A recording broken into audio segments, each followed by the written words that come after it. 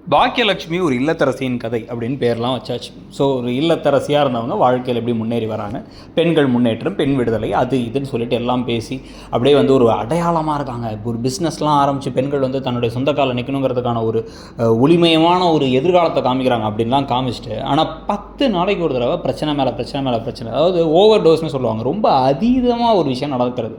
ஓரளவுக்கு பிரச்சனைகள் வருது, அவங்க இது பண்ணுறாங்கன்னா பரவாயில்ல. உலகத்தில் நடக்கிற அத்தனை பிரச்சனையுமே பாக்கியலட்சுமிக்கு தான் வரும். சொந்த குடும்பத்திலேருந்து வெளியே இருந்து எல்லா ஆட்களும் வந்து பிரச்சனை பண்ணுவாங்க.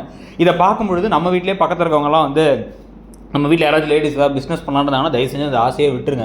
பாருங்கள் பாக்கியா எவ்வளோ கஷ்டப்படுறாங்க அப்படின்னு தான் சொல்ல தோணுமே தவிர, ஆக்சுவலாக வந்து இல்லை இந்த மாதிரி பிஸ்னஸ் பண்ணுங்கள், பாக்கியா மாதிரி பெருசாக வாங்க அப்படின்னு சொல்ல தோன்ற மாதிரி இந்த கதை போகாது. ஏன்னா அந்த அளவுக்கு வந்து இப்படியே குறுக்கு சந்துக்குள்ளார பூந்தெல்லாம் பிரச்சனை இவங்களுக்கு மட்டும் வந்து சேரும். இப்போ கடைசியாக வந்து பாருங்கள், செடியன் வந்து அந்த கடைக்கு வந்து உட்காந்துருக்கும் பொழுது அந்த கவுன்சிலர் வேறு வந்து உட்காந்து பேசிகிட்டு இருக்காரு.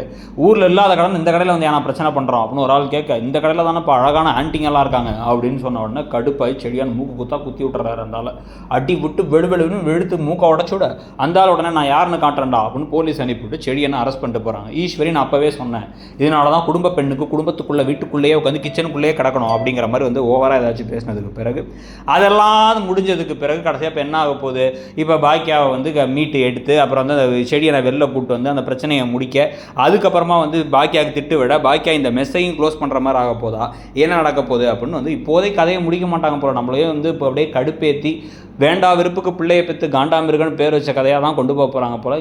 இந்த விஷயத்தை இந்த சீரியலுக்கும் சொல்லலாம், மகாநதிங்கிற சீரியலுக்கும் சொல்லலாம். ரெண்டுமே அந்த அழகில் தான் போயிட்டுருக்கு. ஸோ இப்படி கதை போகிறத பற்றியும், இப்போ திருப்பி வந்து செடியை நான் உள்ள தூக்கி போடுறாங்க, பாக்கியாவுக்கு பிரச்சனை, பாக்கியாவுக்கு நிம்மதியே இல்லாமல் இருக்குதுங்கிறத பற்றி உங்களுடைய கருத்து என்னங்கிறத சொல்லுங்கள். ஸோ அதே மாதிரி இப்போ இந்த சமயத்தில் இந்த கதையை முடிக்கலாம் அப்படின்னு தோணுச்சுன்னா உங்களுக்கு எப்படி முடித்தா பெட்டராக இருக்கும்னு நினைக்கிறீங்க?